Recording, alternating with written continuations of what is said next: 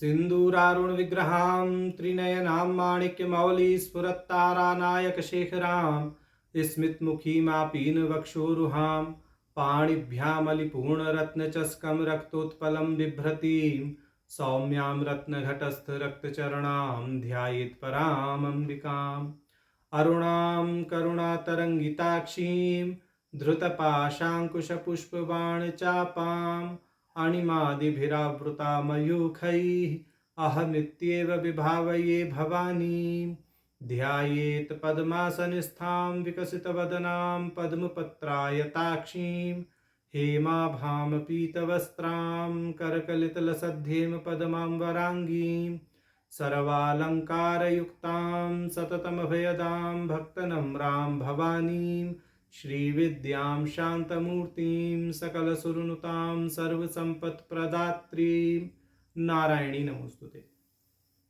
ललिता सहस्रनाम सौभाग्य भास्कर भाष्य की श्रृंखला में हम भगवती के प्रारंभिक 700 नामों का भाष्य देख चुके थे, अर्थात जो 7 शतक हैं वह पूर्ण हो गए ललिता सहस्रनाम नामावली के। अब क्रमशः हमें 8वां शतक प्राप्त है और इसी के साथ हमारी जो 9वीं विश्वा कला है वह भी प्रारंभ होती है। तो इस 8वें शतक के प्रारंभिक 3 नाम आज देखते हैं, उनका भाष्य देखते हैं। तो इन 3 नामों का पाठ कर लेते हैं। देश काला परिच्छिन्ना सर्वगा सर्वमोहिनी, ये 3 नाम अब हमें प्राप्त हैं। तो 701वां नाम है देश काला परिच्छिन्ना। इसका साधारण अर्थ है जो देश और काल कृत परिच्छेद से विरहित हैं, वह भगवती देश काला परिच्छिन्ना नाम से कही गई हैं। तो भाष्यकार जी भाष्य में कहते हैं देश कालाभ्याम अपरिच्छिन्ना तत्कृत परिच्छेद अभाववती। जो देशकृत कालकृत परिच्छेद से रहित हैं, जिसमें देशकृत और कालकृत परिच्छेद का अभाव है, वह भगवती जो हैं देश काला परिच्छिन्ना नाम से कही गई हैं। देशकृत अभाव का अर्थ है या देशकृत परिच्छेद के अभाव का अर्थ यह है कि जो भगवती तत्व हैं वह अत्यंत अभाव विनिर्मुक्त हैं, वह व्यापक हैं। और कालकृत परिच्छेद के अभाव का अर्थ यह है कि वह प्राग भाव प्रध्वंस अभाव विनिर्मुक्त तत्व हैं, नित्य हैं, ऐसा यहाँ कहने का भाव है। अब भाष्यकार जी भाष्य में आगे स्पष्ट करते हैं उक्तंच योग सूत्रे, योग सूत्र में कहा गया है 1.26, योग सूत्र 1.26 स पूर्वेशामपि गुरुः कालेन अवच्छेदात इति, कि वह जो पुरातन तत्व है, वह जो सनातन तत्व है, वह पूर्वेशाम, पूर्वेशाम का अर्थ यहाँ हो गया जो पुरातन ब्रह्मा आदि हैं उनका भी गुरु है। क्यों? कालेन अनअवच्छेदात, क्योंकि वह काल से कवलित नहीं होता, काल उसका अवच्छेद नहीं कर सकता, इति, ऐसा अर्थ है। अब यहाँ भाष्यकार जी स्पष्ट कर रहे हैं स ईश्वरः पूर्वेशाम ब्रह्मादीनाम अपि गुरुः पिता, कि वह जो ईश्वर है वह पुरातन जो ब्रह्मा आदि हैं उनका भी गुरु अर्थात पिता है। ब्रह्मा आदि की सृष्टि भी उसी पुरातन, उसी सनातन तत्व से हुई है। कालेन अनअवच्छिन्नत्वात् इति अर्थः, काल से अनअवच्छिन्न है, काल उसका अवच्छेद नहीं कर सकता तत्व का, उस तत्व के लिए ऐसा ही अर्थ निकालना चाहिए। अब आगे वह देशकृत और कालकृत परिच्छेद ग्रसित वस्तु जो होती हैं उनके विषय में भाष्यकार जी कह रहे हैं इह नास्तीति प्रतीति विषयो अत्यंत अभावो देशतः परिच्छेदः। कह रहे हैं कि जो प्रतीति का विषय है उसका अत्यंत अभाव तब कहा जाता है जब कोई वस्तु कहीं पर ना हो, अथवा एक देश में हो और एक देश में ना हो, तब वह वस्तु देशकृत परिच्छेद से ग्रसित या युक्त कही जाती है। परंतु भगवती ऐसा तत्व नहीं है। वह सभी देशों में या अर्थात सर्वत्र विद्यमान है। वह अत्यंत अभाव विनिर्मुक्त होने के नाते व्यापक तत्व है। अब कालकृत परिच्छेद के विषय में भाष्यकार जी कह रहे हैं, पूर्वम नासीद अग्रे न भविष्यति इति प्रतीति विषयौ प्राग भाव प्रध्वंसौ कालतः परिच्छेदः। और जब प्रतीति का विषय एक काल में हो अन्य काल में ना हो, वह विषय प्राय अपनी उत्पत्ति से पूर्व नहीं रहता और अपने नाश के पूर्व भी नहीं रहता। उत्पत्ति से पूर्व ना होना प्राग अभाव कहा जाता है, नाश के बाद ना रहना प्रध्वंस अभाव कहा जाता है। तो इस दृष्टि से जो प्रतीति का विषय है, जो उत्पत्ति से पूर्व ना हो और विनाश के बाद में ना हो, वह प्राग भाव प्रध्वंस अभाव से युक्त कहा जाता है। परंतु जो परमात्म तत्व है, भगवती तत्व है, वह प्राग भाव प्रध्वंस अभाव विनिर्मुक्त सनातन तत्व है, वह नित्य तत्व है। अब आगे कह रहे हैं, अधुना नास्तीति तु अत्यंत अभाव एव। जो वस्तु वर्तमान समय में नहीं है उसका भी अत्यंत अभाव ही माना जाता है। तो माने यहाँ पर प्राकृत वस्तुओं के लिए भाष्यकार जी ने संकेत किया है कि जो वस्तु एक देश में हो अन्य देश में ना हो, वह वस्तु देशकृत परिच्छेद से ग्रसित मानी जाती है। जो उत्पत्ति से पूर्व ना हो और अपने विनाश के बाद में ना हो, वह वस्तु प्रागभाव प्रध्वंस अभाव युक्त कालकृत परिच्छेद से माने ग्रसित मानी जाती है। तो जो परमात्मा तत्व है वह ऐसी प्राकृत वस्तुओं से परे है। माने वह ना तो ऐसा है कि एक देश में है दूसरे देश में नहीं है, क्योंकि उसकी व्यापकता है, वह सर्वत्र है, अत्यंत अभाव विनिर्मुक्त है। और ऐसा भी नहीं है कि वह उत्पत्ति से पूर्व नहीं था और विनाश के बाद नहीं होगा। वह सनातन तत्व है, ना तो उसकी उत्पत्ति होती है ना विनाश होता है, वह सभी कालों में रहता है। और अपितु यह कहना चाहिए कि वह काल का भी अधिष्ठान है, तो काल उसको क्या ग्रसित करेगा। तो इस दृष्टि से जो भगवती तत्व है वह देश काल से अपरिछिन्न कहा गया है। अब आगे कह रहे हैं भाष्यकार जी, ईदृश परिच्छेद अभावो नाम तत् प्रतियोगित्व अभावः प्रतियोगित्व संबंधेन तयोर अभावो वा तद्वती इति अर्थः। बोले इस तरह का जो परिच्छेद है उस परिच्छेद का प्रभाव भगवती तत्व पर नहीं है और उसके प्रतियोगित्व का अभाव भी भगवती तत्व में है ही। इस दृष्टि से उस भगवती को, उस परमात्म तत्व को देश काला परिच्छिन्ना, देश काल अपरिच्छिन्ना ऐसा नाम दिया गया है। अब कहते हैं तदुक्तम सौर संहितायाम, सौर संहिता में कहा गया है, पुमान आकाशवद्व्यापी स्वातिरिक्तम मृष यतः देशतः कालतश्चापि ह्ययन्तो वस्तुतः स्मृतः। कि जो पुरुष है, जो सनातन तत्व है, वह आकाश के समान सर्वव्यापी है, उसके अतिरिक्त सब कुछ मिथ्या है, देश काल वस्तु परिच्छेद से रहित वह तत्व अनंत है। अब आगे कह रहे हैं, अनंत शब्दश्चय परिच्छेद अभाववान इति अर्थः। कि जो अनंत शब्द है उसका अर्थ परिच्छेद अभाववान है। माने परमात्मा को, भगवती को जो अनंत पद से कहा जाता है उसका यही अर्थ समझना चाहिए कि वह त्रिविध परिच्छेद से विनिर्मुक्त है। अब आगे कह रहे हैं, नन्वत्र वस्तुतः परिच्छेद अभावोपि स्मर्यते अस्ति हि अयम अयम न इति प्रतीति विषयोऽन्यन्यो भावो नाम वस्तुतः परिच्छेदः तत् प्रतियोगित्वभावः किमति नोक्तमिति चेत् तस्य वादी विप्रतिपत्ति विषयत्वेन बहुर्नामभिः समर्थयिष्यमाणत्वेन पृथक् निर्देश्यमाणत्वात् इति गृह्णात्। तदेवाह सर्वगा। माने अब वह कह रहे हैं कि देश काल अपरिच्छिन्ना भगवती को कहा गया तो वस्तुकृत परिच्छेद की भी बात कही जाती है। यह है, यह नहीं है, प्रतीति विषय के प्रति माने जो विषय दृष्टिगोचर हो रहा है उसके विषय में इस प्रकार की वृत्ति को अन्योन्य अभाव कहा जाता है। अन्योन्य अभाव माने यह घड़ा है और गिलास को तो घड़ा नहीं कह सकते। जो नाम रूप घड़े का है वह तो घड़े पर ही रोपित होगा, जो नाम रूप गिलास का है वह गिलास पर ही रोपित होगा। तो घड़े को गिलास नहीं कह सकते, गिलास को घड़ा नहीं कह सकते। तो इस दृष्टि से अन्योन्य अभाव मानना चाहिए। बहुत सरल शब्दों में हम यहाँ बता रहे हैं। अगर तार्किक और दार्शनिक शब्दावली में बताएंगे तो ये बड़ा क्लिष्ट हो जाएगा।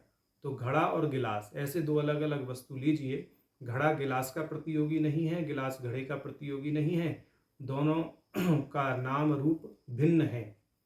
तो इस दृष्टि से यहाँ कह रहे हैं, बोले कि ये जो वस्तुकृत परिच्छेद है यह अन्योन्य अभाव से ग्रसित होता है। माने एक वस्तु का नाम रूप दूसरे वस्तु के नाम रूप में नहीं देखा जाता। जैसे घड़े में गिलास का नाम रूप तो नहीं देखा जाएगा, इस दृष्टि से कह रहे हैं।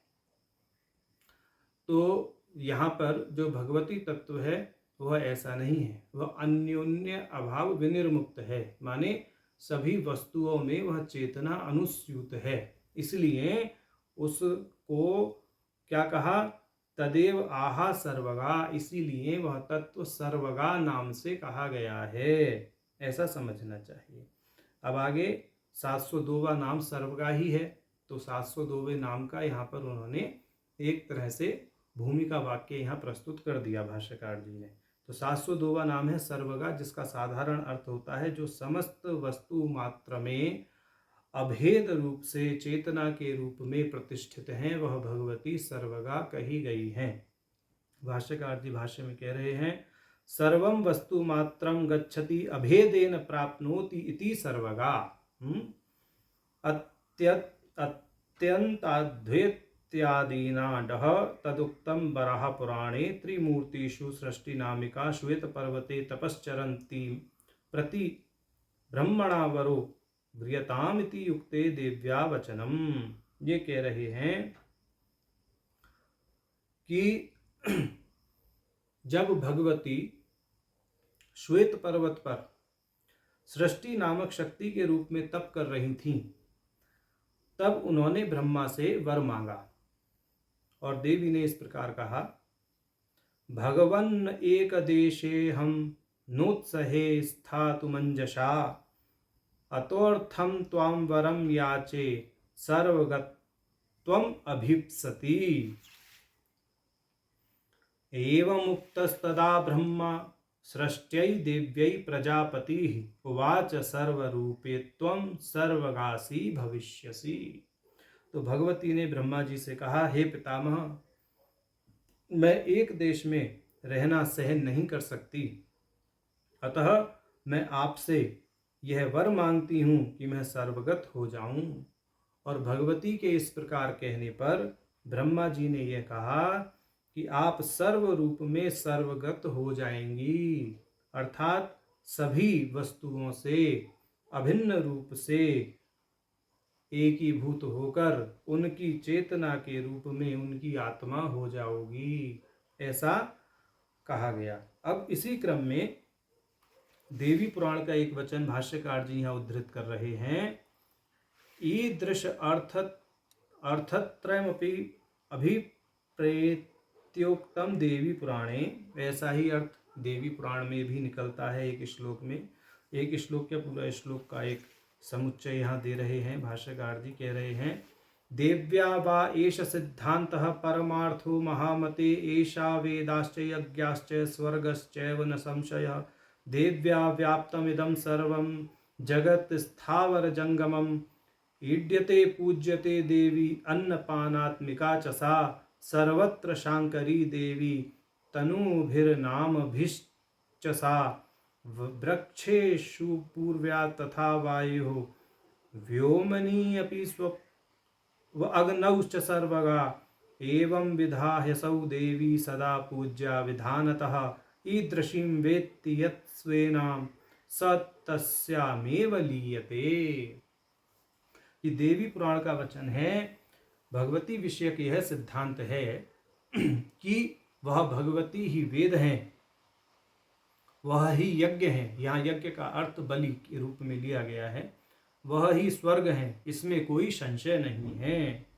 देवी से यह सारा स्थावर जंगम जो जगत है वह व्याप्त है, अर्थात देवी ही संपूर्ण ब्रह्मांड है। आगे कहते हैं ईड्यते पूज्यते देवी अन्नपानात्मिका चसा, कि वह भगवती जो है, चूंकि सर्वात्मिका है, इसलिए उनसे ही बलि होती है, उनसे ही पूजन होता है। खाद्य और पेय पदार्थ के रूप में वह भगवती ही हमें प्राप्त हैं। सर्वत्र शांकरी देवी तनुर्भिर नाम भिश्चसा, और वह शांकरी चेतना ही सर्वत्र नाम और रूप के रूप में अभिव्यक्त है। कैसे? वृक्षेषु पूर्या तथा वायु व्योमनी अपि व्योमनी अप अग्नौ च सर्वगा। वह भगवती ही वृक्ष के रूप में, धरती के रूप में, वायु के रूप में, आकाश के रूप में, जल के रूप में, अग्नि के रूप में और इनसे बने हुए समस्त पदार्थों में अनुस्यूत हैं। एवं विदा हसो देवी सदा पूज्या विधानतः। इस प्रकार देवी के स्वरूप की पूजा करनी चाहिए। और ईदृशीं वेत्ति यत् स्वेना स तस्यामेव लीयते, जो साधक भगवती के इस रूप को जानते हैं वह भगवती में ही लीन हो जाते हैं। ऐसा यहाँ भाष्यकार जी ने सर्वगा नाम का भाष्य प्रस्तुत किया है। अब आगे कह रहे हैं कि भाई ठीक है, भगवती तो नित्य तत्व है, सनातन तत्व है, चेतना है। तो यहाँ तो आपने वृक्ष की भी बात की, वायु की भी बात की, अग्नि की भी बात की, जल की भी बात की, उनसे बने हुए पदार्थों की बात की। वह तो जड़ भी हैं बने हुए पदार्थ, उनसे चेतन भी हैं। वह पदार्थ जड़ भी हैं, चेतन भी हैं, नित्य भी हैं, अनित्य भी हैं। तो फिर इसकी सन्निधि कैसे लगेगी, इस विषय में वह यहाँ पर एक शंका प्रस्तुत कर रहे हैं भाष्यकार जी। और फिर आगे अगले नाम का भाष्य उस शंका की निवृत्ति के लिए कहेंगे ननु, शंका प्रस्तुत कर रहे हैं। नित्यत्व अनित्यत्व जड़त्व चित्तत्व आदि विरुद्ध धर्म समावेशात् कथम अन्योन्य भाव प्रतियोगित्वस्य ब्रह्मण्य भाव इत्यताः। कह रहे हैं तो फिर नित्यत्व अनित्यत्व जड़त्व चित्तत्व आदि विरुद्ध धर्मों का समावेश होने से किस प्रकार अन्योन्य अभाव प्रतियोगित्व का भगवती में अभाव होता है। इस आशय से अब अगला नाम कह रहे हैं सर्वमोहिनी, जो सभी को मोहित करने वाली हैं। कैसे मोहित करती हैं उस विषय में कहेंगे। 703वें नाम का भाष्य कर रहे हैं सर्वमोहिनी का भाष्यकार जी। सर्वमोहिनी सर्वान प्राकृत जनान भेदभाने सत्यत्व मन्यमानान मोहयति अद्वैत विषयक ज्ञान विधुरान कुरुते इति तथा, कि वह सभी साधारण जनों को मोहित कर लेती हैं, उनको भेद भान कराती हैं। भेद भान होने पर साधारण जन भेद को ही सत्य मानने लगते हैं। वास्तव में तो जड़ वस्तु कुछ भी नहीं है, अनित्य कुछ भी नहीं है, सब कुछ उस चेतना के आधार पर ही अभिव्यक्त होने के कारण, चेतन स्वरूप होने के कारण नित्य ही है। चित तत्व ही सर्वत्र व्याप्त होने के कारण सब कुछ चिन्मय ही है, ऐसा समझना चाहिए। परंतु जब भगवती अपनी लीलावशात इस जगत का मोहन कर लेती हैं, प्राकृत जनों को मोहित कर लेती हैं, उनके अद्वैत का विनाश करके या अद्वैत बुद्धि का नाश करके उनमें भेद भान रोपित कर देती हैं, तब यह जड़त्व और आपके चित्तत्व, नित्यत्व, अनित्यत्व का भाव उनमें रोपित हो जाता है। ऐसा यहाँ भाष्यकार जी संकेत कर रहे हैं। अब कह रहे हैं अद्वैत विषयक ज्ञान विधुरान कुरुते इति तथा, और भगवती क्या करती हैं भेद भान की उत्पत्ति करके प्राकृत जनों में उनमें उन्हें अद्वैत विषयक ज्ञान से विहीन कर देती हैं। अब आगे कहते हैं भाष्यकार, ब्रह्मणो जगतश्चय भेदभानश्चय मोहो मात्रत्वात् वस्तुतो अपरिच्छेदत्वेन कापि क्षितिरिभावः उक्तञ्च कूर्म पुराणे। अच्छा, ये कह रहे हैं कि इसी के कारण यह जो अद्वैत ज्ञान का नाश हो जाता है, इस अद्वैत विषय ज्ञान का नाश होने के कारण भगवती की लीलावशात जो साधारण जन है वह ब्रह्म और जगत का जो भेद है उसको देखने लगते हैं, माने जगत को परमात्मा से भिन्न देखने लगते हैं और जो नाम रूपात्मक वस्तुकृत परिच्छेद है उससे ग्रस्त रहते हैं। क्योंकि कोई भी वस्तुकृत परिच्छेद, जैसे अभी हमने गिलास का और घड़े का उदाहरण दिया, तो वह नाम रूप के आधार पर ही है। घड़े का नाम रूप अलग है, गिलास का नाम रूप अलग है। इस दृष्टि से तो वस्तुकृत परिच्छेद से जब वह ग्रस्त हो जाते हैं तो वह मोहित होकर के भिन्नता का भान करने लगते हैं।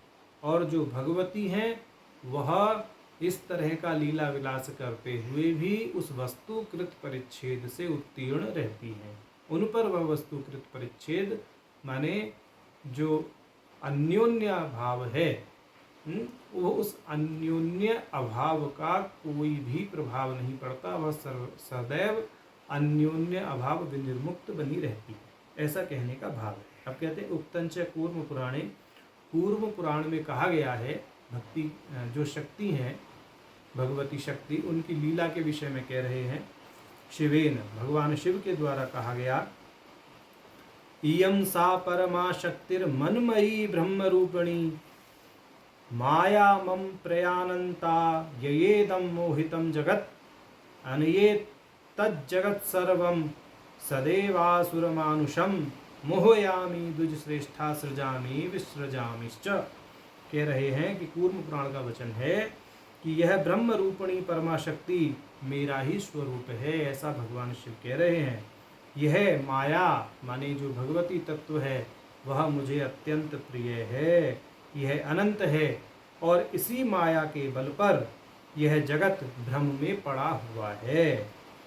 मैंने अपनी इस माया से अर्थात भगवान शिव ने अपनी इस माया शक्ति से संपूर्ण जगत, देव, दैत्य, मानुष, द्विज श्रेष्ठों की सृष्टि की है और इसी के द्वारा मैं इनका पालन और संहार भी करता हूँ, ऐसा भगवान शिव कह रहे हैं।